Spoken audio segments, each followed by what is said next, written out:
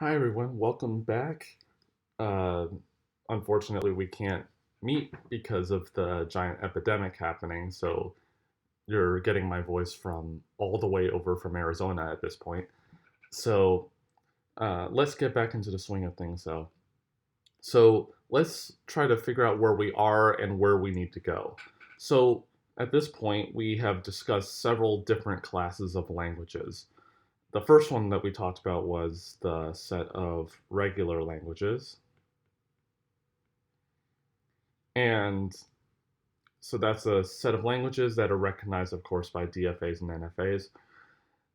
Examples are like the empty set and sigma star. So all of the languages that can be made with either regular expression, DFA, NFA, regular grammar, all that sort of thing.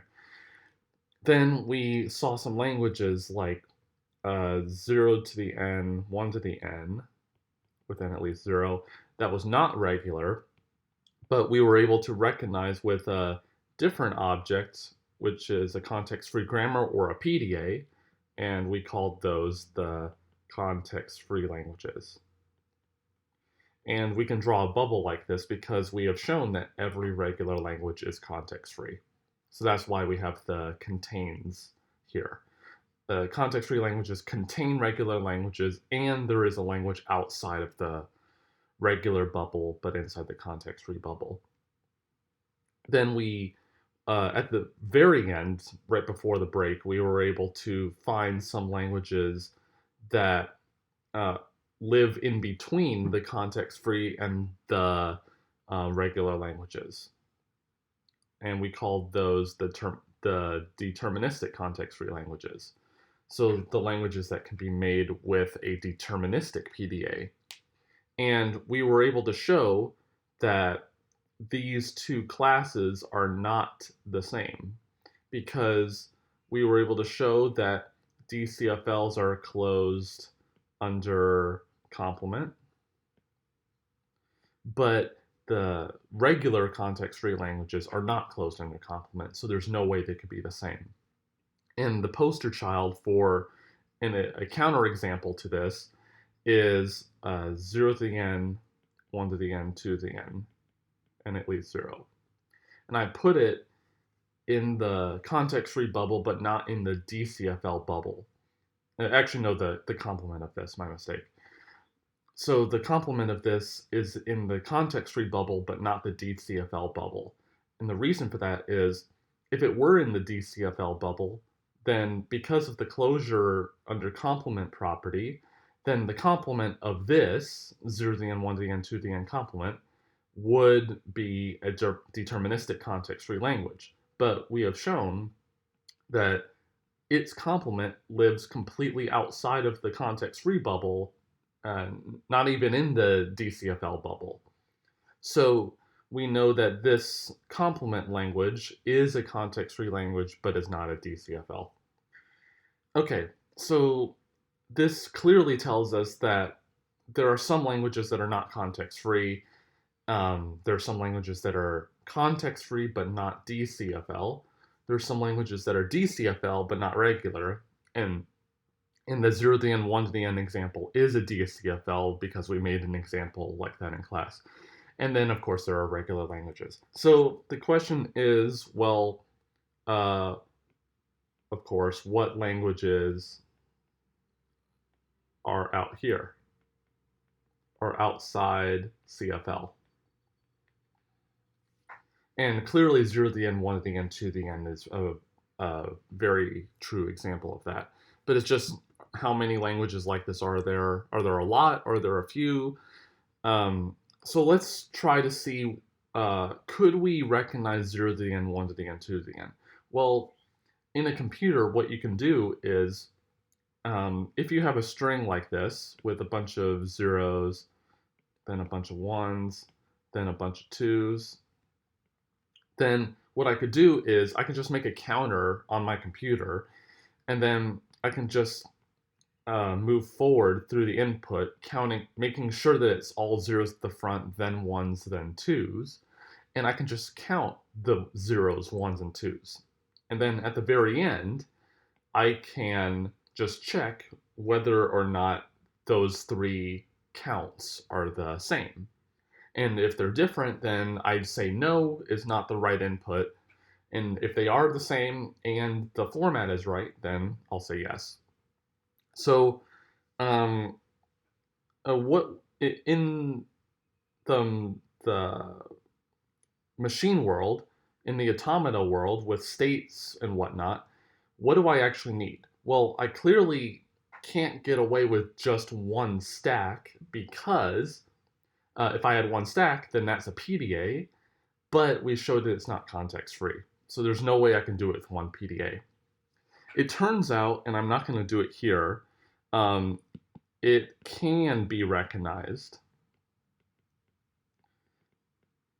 with two stacks. And I think we talked about this, but it's just a good a thought exercise to do it. And there's one result that I won't prove, but it's also a good exercise, is if we have three stacks, a three stack PDA, whatever that means, is equivalent to a two stack PDA. So two stacks get you more power than one stack PDA, but three stacks doesn't give you any more. And so that's just a good thought exercise. But let's just suppose that I have the input right here. So here's the front of the input. Let's just say I have a bunch of zeros, ones, and then twos. And I want to see, what do I actually need in order to recognize this? And I can't use a counter, so no counter allowed. Although there is a variant where you could introduce a counter if you wanted to. But I'm going to limit myself to one counter. And let's see. So what do I actually need? Well, if I just went through the input in one direction without a counter of any kind, and even if I allowed myself one stack, then that's not going to allow me to recognize this language, because that would essentially just be a PDA at that point, or even a deterministic PDA, depending on the model. And the thing that I would want here is something that my computer can actually do. So I want this model to be deterministic also, in whatever that means. So I still have a single place where I read one character at a time. So I'm still reading one character at a time. But what do I actually need in order to be able to go to recognize this? Well, I need to be able to obviously move forward in the input, because that's what every single model we've ever done has done. Well, I need to also be able to modify the input, or at least modify the string, because if I just leave the characters alone, then it turns out I can't actually recognize this language either. So here's what we're going to allow. We're going to allow a modification of the input. But the thing is, if I have a deterministic model and I just basically follow one of the models that we've done before, which is moving forward in the input, then if we modify the input characters, that doesn't really change anything. So if I am looking at this 0 right here, and I change it to an A or something, and then I move forward in the input, well, changing it to an A did nothing for me, because in every model we've ever done, we can't go backward in the input. So what we're going to do here is allow moving left in the input. Okay, so instead of just moving right, we allow ourselves to move left. And in doing so, how could we recognize this language? So if we have a string of like this, how would we recognize it has the same number of zeros, ones, and twos? Well, think about what that means. So every zero must match with exactly one 1 and exactly one 2. So say like this 0 right here has to match with some 1 somewhere, which is, let's just say that one, and has to match with the exactly 1 2, and vice versa. So every 1 matches with a 0 and 2, and same with the 2. So what can I do to keep my work, um, keep everything fine here? Well, what I can do is to keep track of what I've actually checked in the input so far. What I can do is when I see a 0 right here, I'm just gonna cross it out and I'm gonna write an X there to say, I've already checked this. I don't need to check it again. And then if I only allow myself one place where I'm reading the input also, then I have to be able to have an X right there so that I only modify one thing at a time. So when I see a 0, that means I'm going to cross it out. And then for that reason, that 0 has to match with exactly 1 1 and exactly 1 2. So I'm going to move forward in the input until I see a 1, and then I'm going to cross it out, let's just say with an X, and then move forward again until I see a 2, and then I'm going to cross it out. And when I cross out that 2, what I'm going to do is this. I'm going to, let's just say I saw that X, here's where we currently are, we changed it to an X, and then now what we're going to do is we're going to go back in the input. We're going to go all the way back to the front, maybe not all the way, until we see an X, because when we see an X, that means everything to the left of it has changed to an X, and so I don't need to change it again or check it again, which means I need to only stop at the first 0 right here, and then mark it with an X, then move right until I see a 1, change it to an X, and then move right again until I see a 2, and then change it to an X.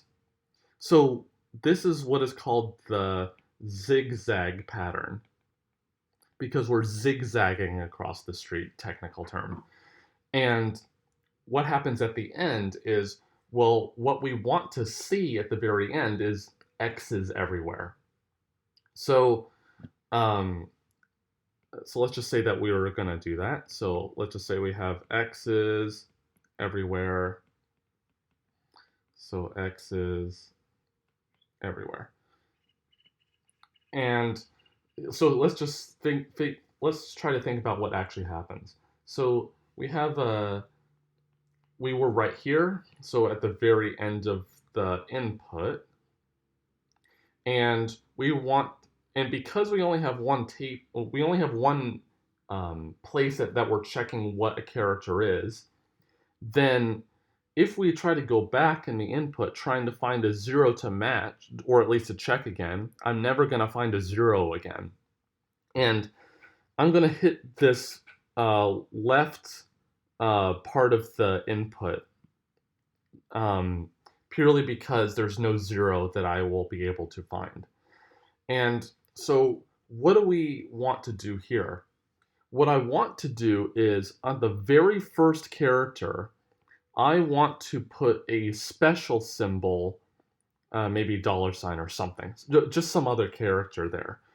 And then what I want to do at that point is, if I am on this very last iteration and I go left, left, left, left, left, left, and I hit that special character, the $sign, then what could happen? Well, what I want to be able to see in going right again is, well, it should be all X's the whole way. So if I am moving right, and let's just say in some place I see a 1 right here, then that means I didn't match all the zeros with a 1. Every 0 was matched with something. So that means if I have a 1 or even a 2 somewhere, then the number of zeros, ones, and twos don't match. And so therefore, I should say reject at that point because the input is not of the form 0 to the n, 1 to the n, 2 to the n. But let's just say that there isn't a 1 or 2 like that. We go through the entire input right, and then we see all x's. The question is, what happens right here? So if I go through all the x's, then what happens? What we're going to allow here is we're going to allow allocation of space, of new space. So if I want to have more workspace, if I want to, then I'm going to be granted it, no matter what. So it's kind of like a stack in that, like, if you put another thing on the stack, then I can put more things onto the stack because the stack height is limitless. Same idea here. So if I go right here and I hit this x at the very end and there's no space left, then what we're going to do is we're going to have a special character right here called the blank character. And what we are doing with that is whenever I want to allocate new space, that's what's going to be placed in the new space by default. So that actually allows us to recognize 0 to the n, 1 to the n, 2 to the n, because if I'm moving right and I need that new space, if I hit that blank character, then that means that all of the input was matched correctly.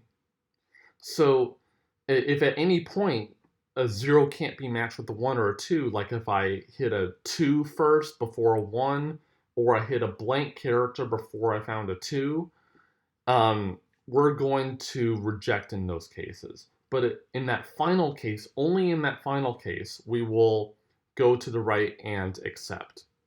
So what is this thing that we are talking about now? So this thing is not a stack, but rather the tape. So what is the tape thing? So what does a tape have, first of all? So the input is provided on the tape.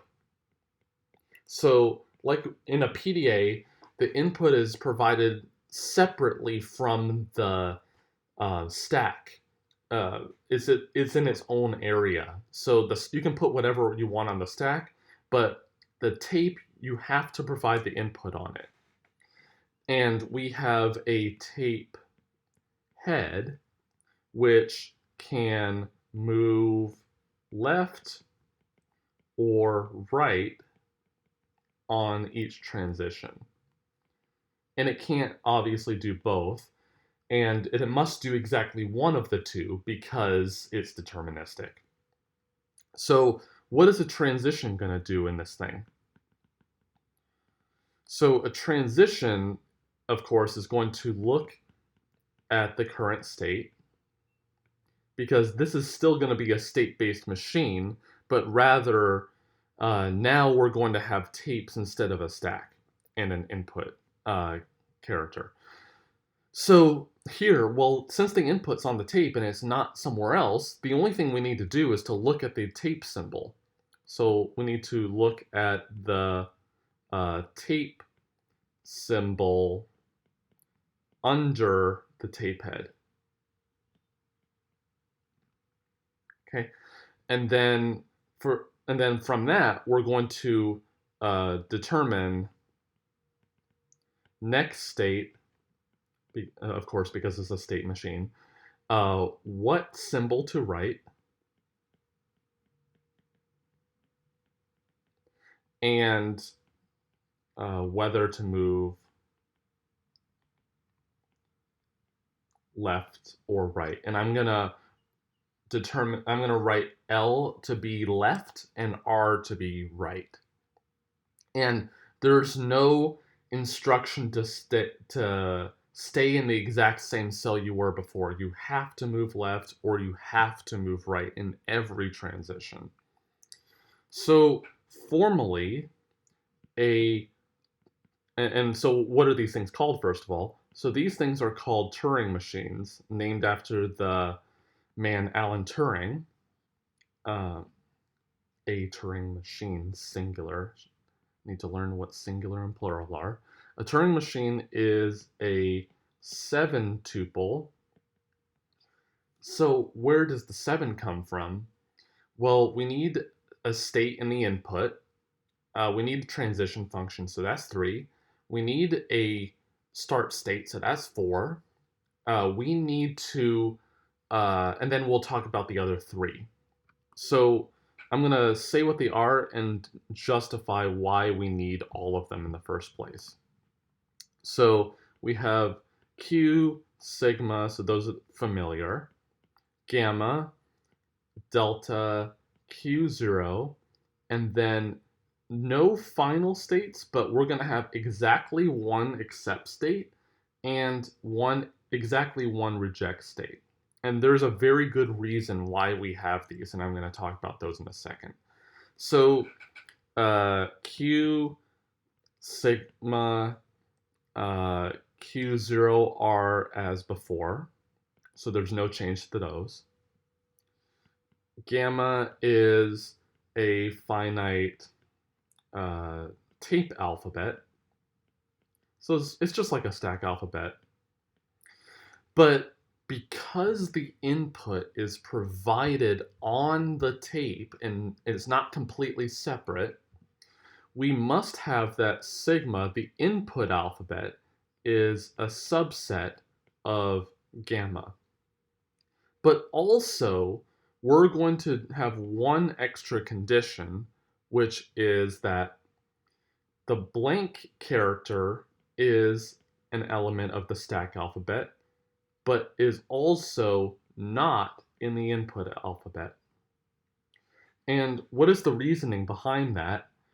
Well, what if I gave you a tape with a bunch of blank characters? If we allowed the blank character to be in the input alphabet, well, if I gave you a bunch of, if I gave you an input, quote unquote, with a bunch of blank characters in it, it could be the empty string, or it could be one blank character, or 2, or 3, or 4, or you don't know what the input is and what the extra allocation space is.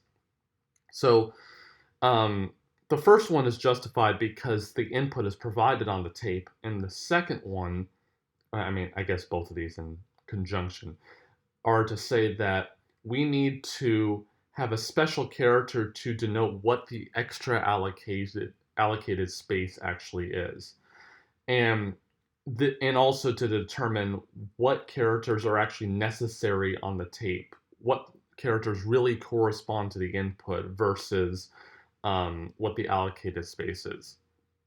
So we have a finite tape alphabet now. Q0 is the start state, so that's no problem. Q accept, if you can't determine it already, is the accept state. And I'll go over why we need these. And Q reject is the reject state. So we're going to have two states that correspond to either accepting the input or outright rejecting the input. Before, we never even had a reject state because if you didn't meet the criteria for accept, then you basically just don't accept, which means reject in those cases. So why do we need these here? So let's think about what a Turing machine actually does. So a Turing machine is deterministic, so it will always have a transition to do. But because we're modifying the input, there's no notion anymore of, and also because we can go left, there's no notion of when the input is quote unquote read anymore. So there's no notion of we finished reading the input and we're in a final state. And because there's always a transition to do, we could in principle, run forever because we can always just allocate extra space if we wanted to. So the way we get around this is to say, if we enter QAccept or QReject, we automatically stop the computation right then. So if we go to QAccept, we stop running the machine entirely, regardless of what the tape actually looks like or where we are in the tape anymore. So if we go to QAccept, we automatically accept the input. And if we're in QReject, we automatically reject the input. So, and also one thing that we can see from this is that QAccept is not the same thing as QReject. Because if I had them be the same, then if we went to that state, it doesn't really make a lot of sense whether or not we're going to accept or not. Okay, so we need to have these two special states here because we want to be able to actually stop the computation, because in this model there's no notion without that of what it means to have read the input fully, because we can change the input at any time. Okay, so the final thing that we need to look at here is the transition function. And this one's actually pretty simple. So let's think about this. Well, we always need to know what state we are and what character on the tape we are actually reading. So that's going to be Q cross gamma, because we could be reading something that is not in the input alphabet, because it could be anything on the tape. Because the input is always on the tape, we're never going to have anything off of the tape. So Q cross gamma here, and then we always will figure out what state we're going to go to, what character we're going to write to the tape in that position, and whether or not we're going to move left or right. So this triple on the right corresponds to what state we're going to, what character we're going to write to the tape, and whether we're going to move left or right. So just for our knowledge, this one means the character we're going to read, and the second one is the one we're going to write. One thing that you should caution yourself with is this Q really should be Q prime, where Q prime is Q, the original set of states, take away QAccept, QReject. Because there's no reason to have a transition out of these two states, because once we get into one of them, we're never gonna, the computation stops, so we never need to have a transition out of them. But we could have a transition that goes to those states, which is why I don't have a Q prime on the right side.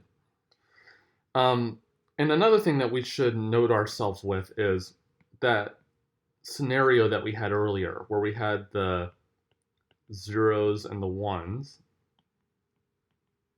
And let's just say that we were searching left, looking for that 0. And let's just say we had the entire tape filled with X's, maybe all the way through. It doesn't really matter. But we were trying to move left over and over, and then we hit, quote unquote, the left end of the tape. And there are two ways that we could handle this. So two ways to handle moving left at left end of tape. So one way that you could handle this is to, quote unquote, bounce off of this end. And what do I mean by that? It means that if we are in that leftmost position and we hit left, then we're going to still stay in the leftmost position.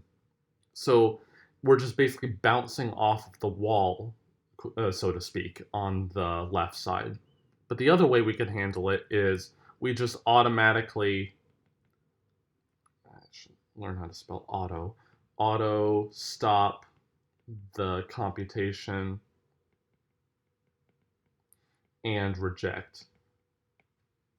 And the reason for this is kind of like it's analogous to PDAs in that if you try to pop an empty stack, then you should automatically not accept at that point, regardless of what you're doing.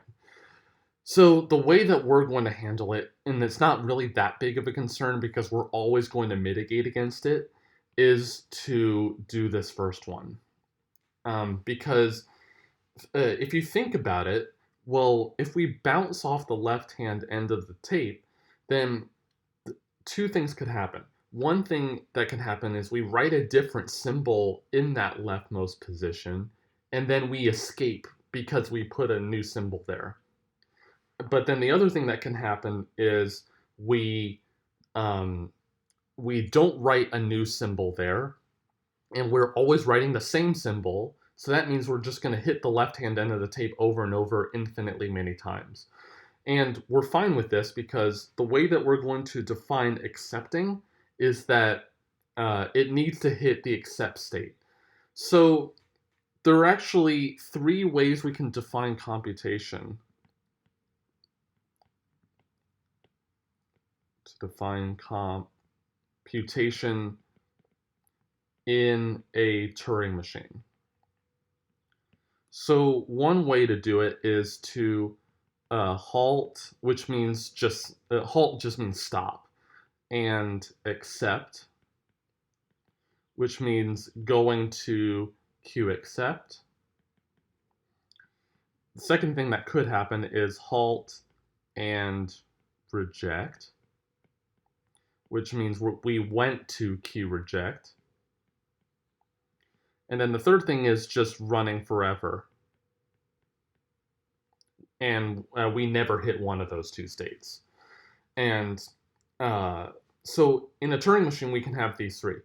You may think, well, it is possible that like, say, a NFA or a PDA could do one of those two things. And it is possible, but I claim that in a or in an NFA or PDA, it is possible to convert them to an equivalent NFA or PDA, whichever the case, whichever one you're working with, that does not run forever.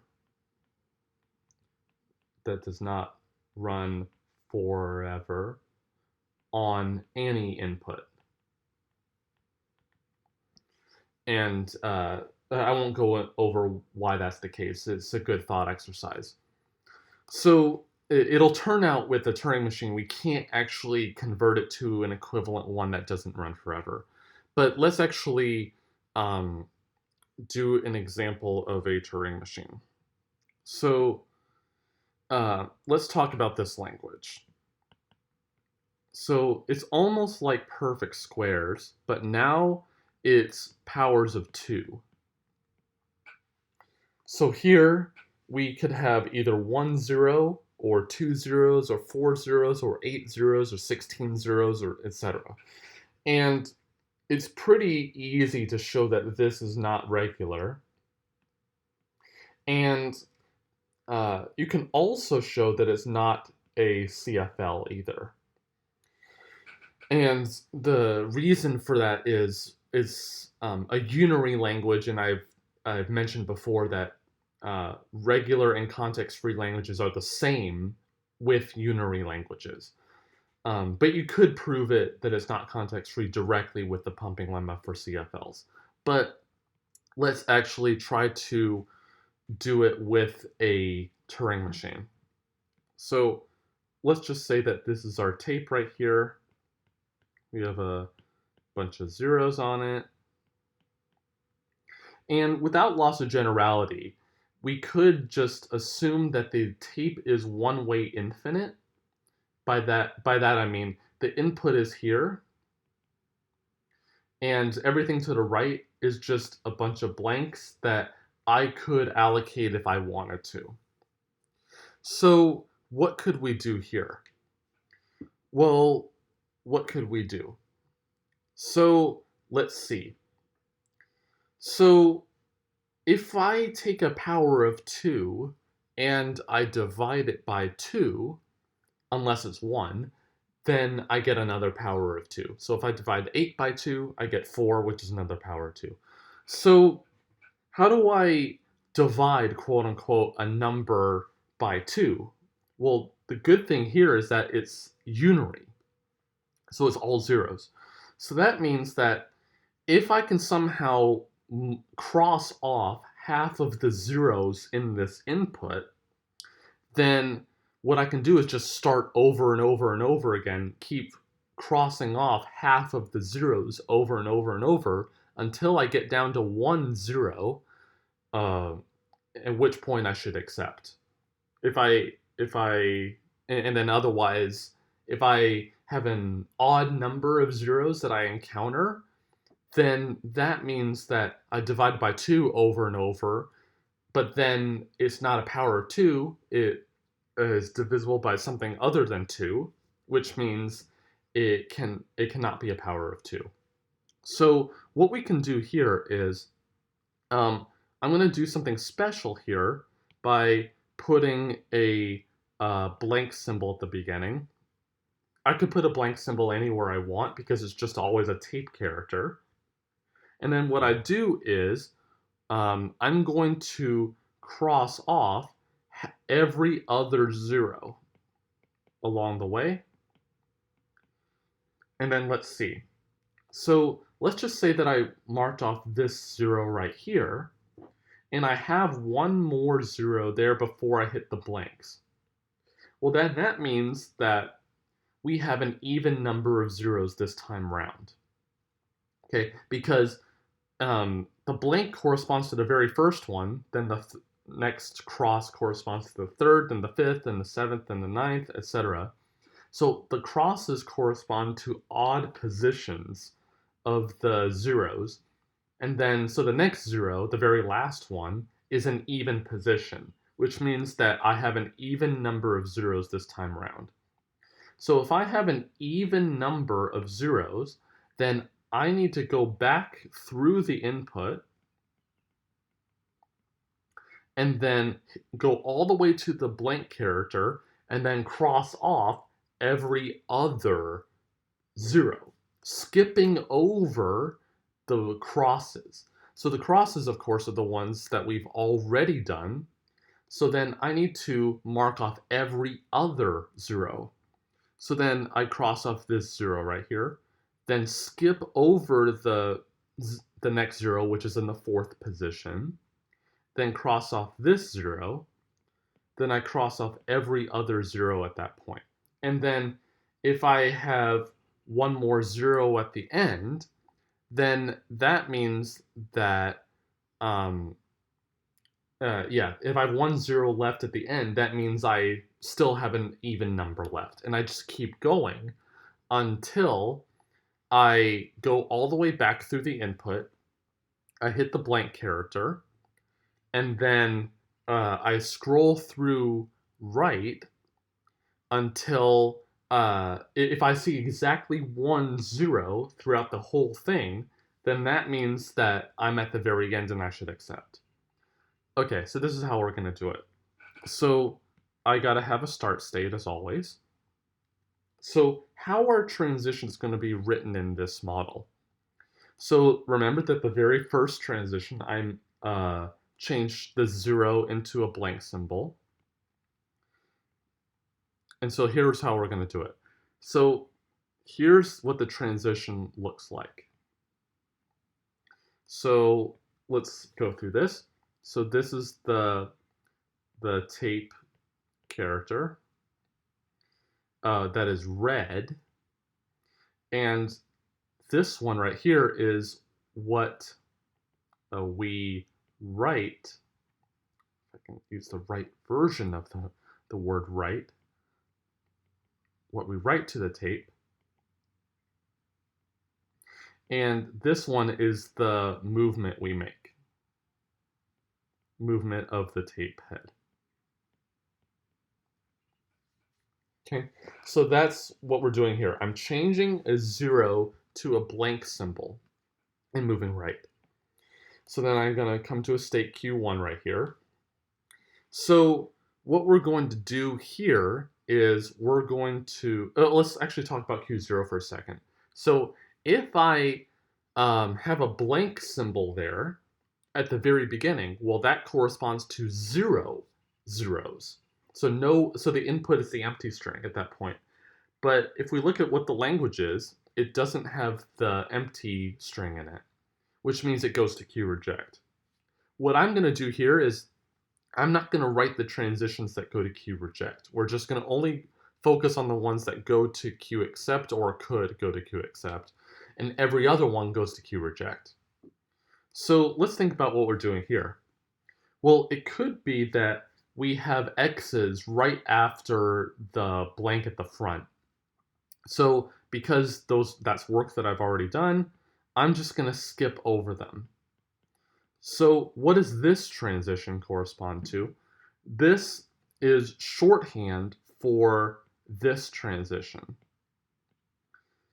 So what it means is that I read an X on the tape, I'm going to write an X to the tape and move right. So whenever I have a transition that says something arrow L or R, then that means I'm just going to leave the symbol as is. I'm not going to change it to something else. I am writing an X there, but I'm not changing it to something else. Okay, so let's see. What are we going to do now? Well, if I go past all of those X's and I hit the blank symbol directly, then that means that I should accept the input at that point. Because this first 0 at the front means that I have read at least one 0. So I'm going to have a transition like this that goes to Q accept. Okay, so now what are we going to do? Well, we need to have the part where we go through the input and write an X on every other position, in every other 0. So we just did one of them. So I need to write an X right at the beginning. So 0 goes to X, right. And then I'm going to go to a state Q2. At every point, I'm going to always skip over the X's. But now I need to, the next 0 that I encounter, I want to skip over it. So 0 goes to right here. Then I have a state Q3 right here. Again, we're going to skip over the X's as we're moving right. But then the next 0 that I see, I want to change it to an X. But then that means I want to go back to Q2 because I may need to skip over another 0 and then write another X. So then here, I'm going to go back to Q2, changing a 0 to an X and also moving right. So then we're going to keep going through, skipping over X's, marking every other 0 until I hopefully will hit a blank symbol. So then at that point, if I hit the blank symbol way over here, then that means I'm done. I don't need to move right anymore. So I'm going to move left. Then I'm going to go to a state Q4 now. So then now our goal is to move all the way back left until we hit the front of the tape, which means I got to skip over 0s and X's. So I'm going to have a self loop here to say, if I see a 0, move left. If I see an X, move left.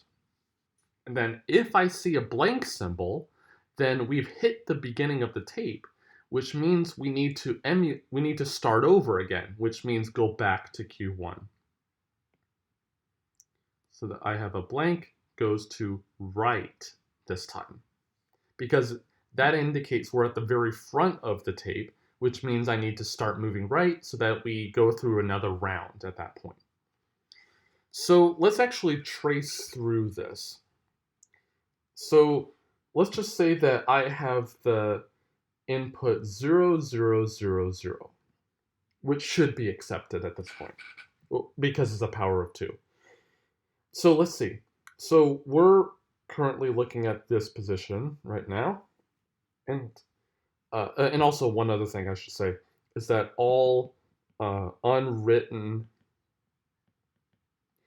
transitions go to Q reject.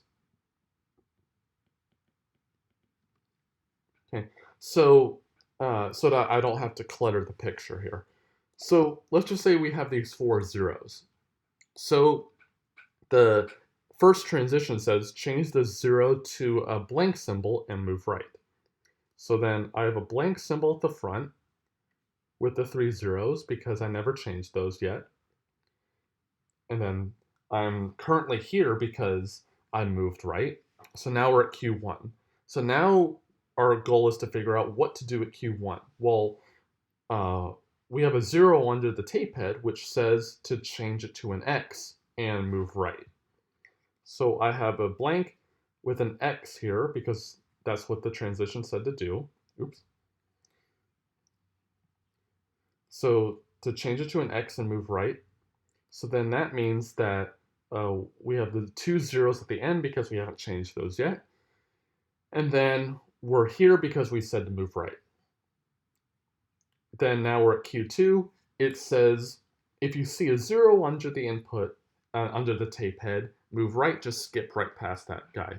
So then we have blank X, we skipped over the 0, and now we still have a 0 over here, but now we're looking at it instead. So then now we're at Q3, which means if we see a 0, it says to write an X and move right. So then we have a blank, X, 0, it said to write an X and move right. Well, remember, we're at the very end now, on the right-hand end, which says that we could allocate more space if we want to. So then that means we have a blank symbol because blank symbols are to the right of us infinitely. So then now we're right here. And then now we're back at Q2. It says the only transition that corresponds to the blank symbol is to move left. So then now we have this configuration. So now we're at Q4, and the only thing that it does is move left. So I could write all of them, but I'm just going to save it for time reasons.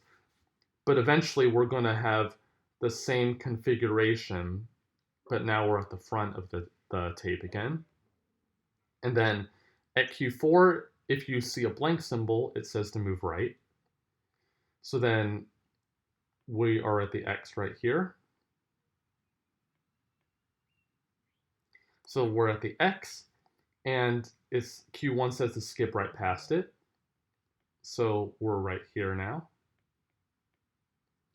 Then Q1 says if you see a 0, change it to an X and move right.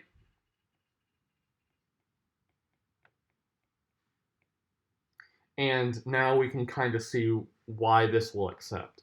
Because think about what, I'm not going to do the rest of them, but think about what happens.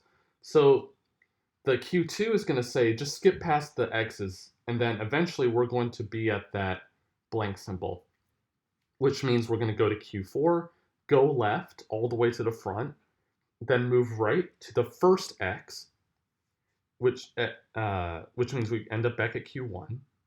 Q1 skips over all of the X's, and then we hit the blank symbol at the very end and accept. So that tells us when we have exactly 1 0 left, then we will still accept because that means Q1 has 1 0 left. We go to Q2, skip over all the X's, and then hit the blank symbol at the end, which means we go to Q4 and then go back to Q1 and then eventually accept.